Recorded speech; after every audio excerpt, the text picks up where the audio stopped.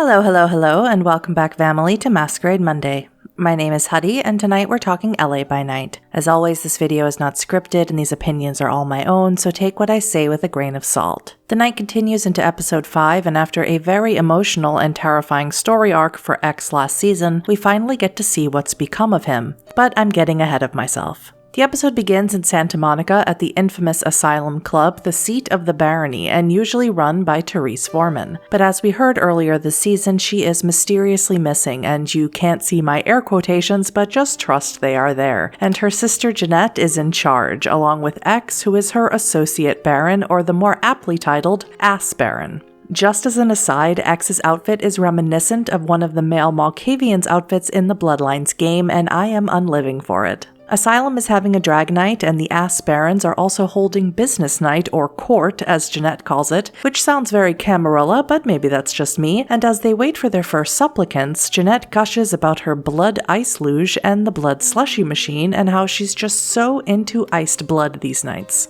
Two kindred arrive with an issue, and before they can state their problem, X demands something of value to touch with Jeanette, adding, "He just wants to fondle your shit." X activates the spirit's touch on the kindred's watch and fails his rouse check, and the menacing voice of Therese whispers in his mind. X gets an emotional impression of a woman who looks similar to the kindred who owns the watch, an impression of profound sadness in an unforgiving nature, with X exclaiming, "She doesn't forgive you." The man, visibly upset by this, shouts that this second kindred is poaching on his turf, the turf given to him by Baron Therese. Both X and Jeanette tell him that Therese is gone and that turf is no longer his, conceding it to the second kindred. He protests, but it is obviously futile and takes a blood slushy on his way out. It is at this time we check in on Kyoko and Delilah, who is no longer a thin blood but a Tremere, arriving at the asylum. Now this will be confirmed later in the episode, but as soon as I saw she was Tremere, I knew that the disappearance of Tremere that Katya mentioned in episode 1 was the fault, if that's the term you want to use, of the thin bloods. Delilah also seems to be a bit different, a bit more arrogant, which comes as no surprise being fully undead now, and apparently her club, The Deep, is doing incredibly well, and she is more than flush in cash. We also learn that she and Kyoko have gotten very close, and Kyoko, and by extension the Weird Sisters, have been helping Delilah adjust not only to unlife, but to unlife within the Tremere clan. There is also an extensively long conversation about OnlyFans, and it slips out that Jeanette is on there, bearing it all, so to speak, which yeah, that tracks. As Kyoko and Delilah enter the club, X and Jeanette are making their big entrance coming down from a platform, and Jeanette employs old-school dementation, specifically the passion power, allowing her to amplify or dampen emotions. The crowd begins screaming her name, and here we get the first glimpse of X's unhappiness in his new position, when he exclaims, "I don't really feel like a baron," and attempts to get the crowd to shout his name as well. Eventually, Kyoko and Delilah meet up with Jeanette and X immediately knows Kyoko's name, asking her if she's weird, and says she lit someone he knows on fire, referencing Season 2 when Kyoko accidentally used Palm of Flame on Jasper. Eventually, Delilah brings up the idea of a vampire-only social media like Tinder but for kindred, likely referencing Tender, an API that was released prior to the announcement of Bloodlines 2. Fun fact, that was when I first started my journey past Bloodlines and making videos about vampire and the entirety of the World of Darkness, but I'll leave a link to a video by my friend Josh, or GamingFTL/Strange Adventures, where he did a sort of retrospective on the whole Tender experience. Just as with the kindred who came in for business earlier, X asks Delilah for something of value so he can fondle it. Delilah gives him her ring, and he activates Spirit's Touch once again, and X sees a vision of Delilah diablerizing Vera, Katya's friend and fellow Tremere, and he feels the core of the kindred's essence fill Delilah and transform her into something new. X is visibly scared and wants to know how she is able to do this, perhaps not understanding that when a thin blood diablerizes, they take in the soul of the vampire and take not only their power, but their clan and become kindred themselves. Delilah says she did it to help her fellow or former fellow Thin Bloods, and X calls Delilah the future, claiming that if the Thin Bloods organized, they could take down all the kindred of Los Angeles.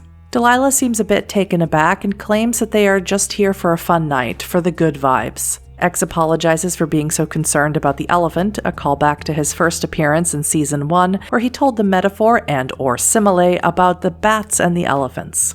X exclaims he needs to dance, and the four of them head out onto the floor, where they notice three people who do not blend in well with the crowd and are barely attempting to conceal how much they don't belong here. X and Jeanette tag team a compel on them, with Jeanette exclaiming vibe, which Jason hilariously says is non-specific but somehow specific enough. But even with their attempt at vibing, they seem to stick out even more. Kyoko decides to dance on over to one of them, a young man, and Kyoko tries to make polite conversation with him, who says his name is Stan, but he attempts to get away from her with a look of fear and uncertainty. Kyoko stops him by filming him obviously with her phone and notices that he rhythmically taps on his wrist. Delilah takes the opportunity to stop him from leaving the club by activating awe. One of the others who came into the club with Stan sees him being stopped by Delilah and Kyoko and makes his way over to X and Jeanette, but stays a significant footage away.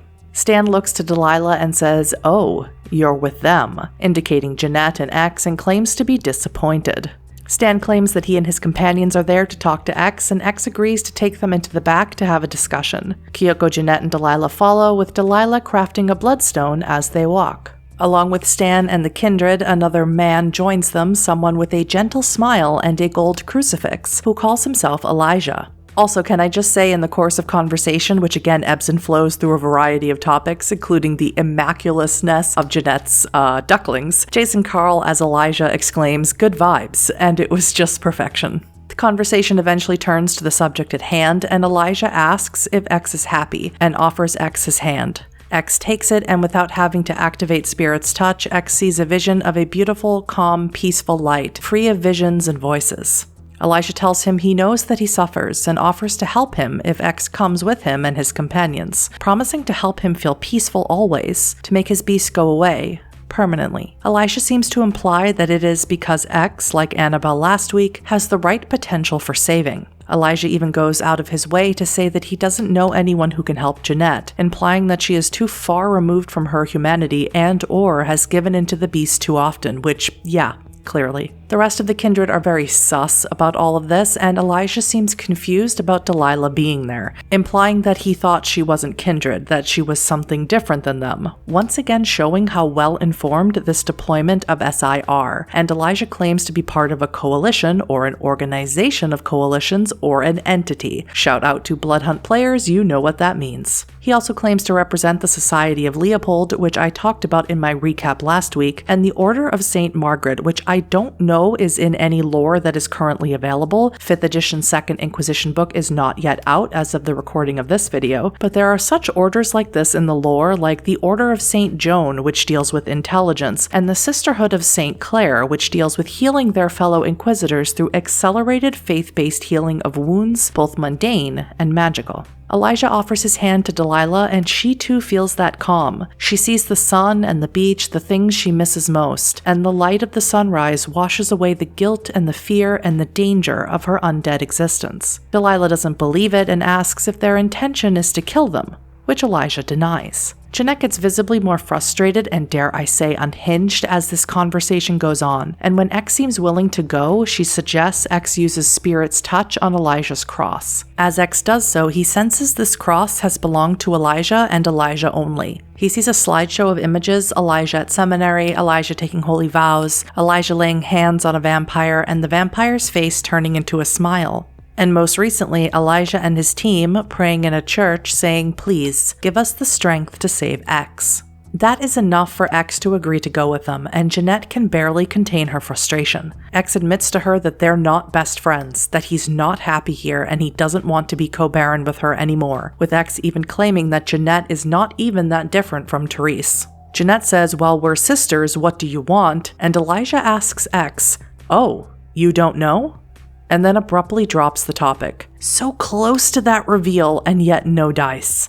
As they go to leave, Delilah puts the bloodstone in Stan's back pocket, while Jeanette rips the throat of the third person who came with Elijah, a man named Roger, and stains the walls with his gore, spraying Elijah in the face with his teammates' blood. After this display of violence, X follows Elijah out the door. The stinger plays and we see Katya talking with Bosch, meaning she's survived the SI attack at Griffith Park, and she is apparently waiting for Aurora, who we get to see played by Katie Wiggins. Aurora has been a favorite character of mine for a long time, and I was just grinning ear to ear to see that she survived episode 1. For reasons unknown as of now, Katya tells Aurora that Eva killed her brother Rodrigo, and Aurora responds by sending some mean-looking magic at Bosch's face. If you haven't already, please go follow the World of Darkness Twitch channel, subscribe to them on YouTube, and if you can, sub to their channel on Twitch. If you enjoyed this video, consider subscribing to me as well, and let me know your thoughts on Episode 5, Isolated, in the comments. As always, I'll see you in the next one.